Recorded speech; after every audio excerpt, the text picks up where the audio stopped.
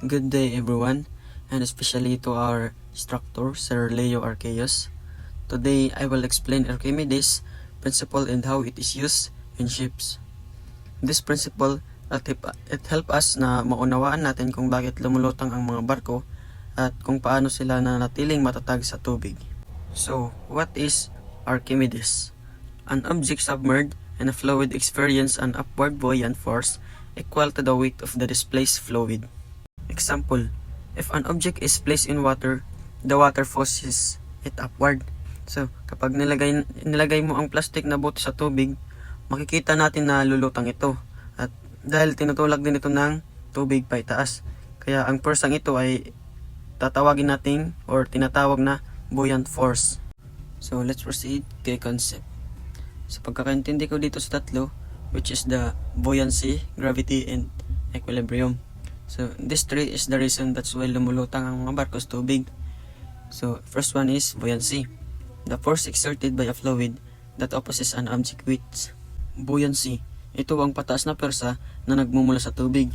Din para sa akin, parang itinutulak pataas ng tubig ang barko. Halimbawa, kapag naglagay ka ng kahoy sa tubig, lumulutang ito dahil sa may persang pataas na sumusuporta dito. At ganito rin ang nangyayari sa barko.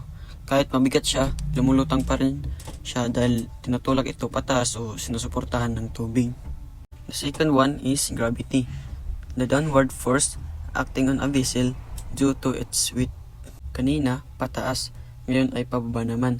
So, ito ay pababang persa dahil sa bigat ng barko at dahil lahat ng nasa loob ng barko at tulad ng mga kargamento, gasolina, kagamitan, etc.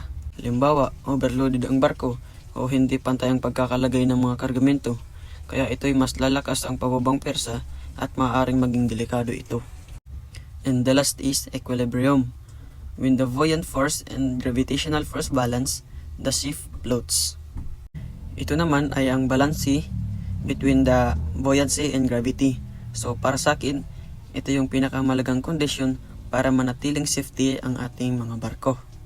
Halimbawa, kung ang pataas na persa ng tubig ay kapantay sa pababang persa ng bigat ng barko, ay mananatiling itong lumulutang ng maayos.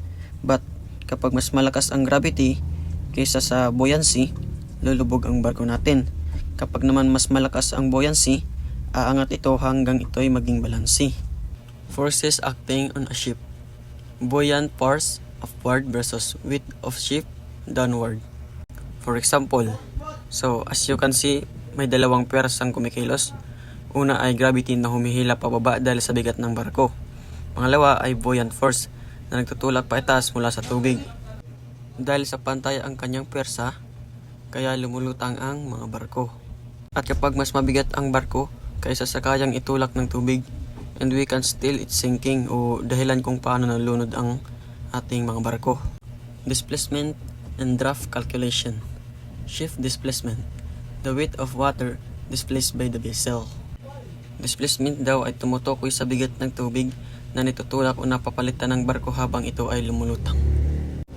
At kapag mas mabigat ang barko, mas maraming tubig ang itutulak nito pababa. So, ibig sabihin, mas malaki ang displacement niya at mas malaki rin ang buoyant force na tumutulong para ang barko natin ay lumutang. Kaya napakahalaga talaga ng displacement sa larangan ng paglalayag dahil dito nakabis kung kakayanin ng barko ang bigat ng mga dala o kargamento at kung hindi tama ang calculation ng displacement, maari or pwede malagay sa peligro ang barko at ang mga passengers nito. And the last is the vertical distance between the waterline and the bottom of the hull. At dito naman sa draft, kapag mas maraming karga ang barko, mas lulubog ito kaya mas lalalim ang kanyang draft. At kapag nababawasan naman ang karga, tataas ang barko at liliit naman ang kanyang draft.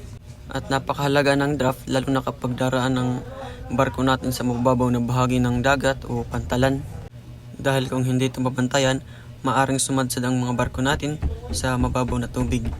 So bilang isang mag-aaral sa larangan ng maritime, naniniwala ko na ang tamang pag-unawa sa displacement at draft ay susi sa ligtas at maayos na paglalayag. That's all for my report. Thank you, and ako nga pala si Jefferson Donghel de la Cruz, Section G2N.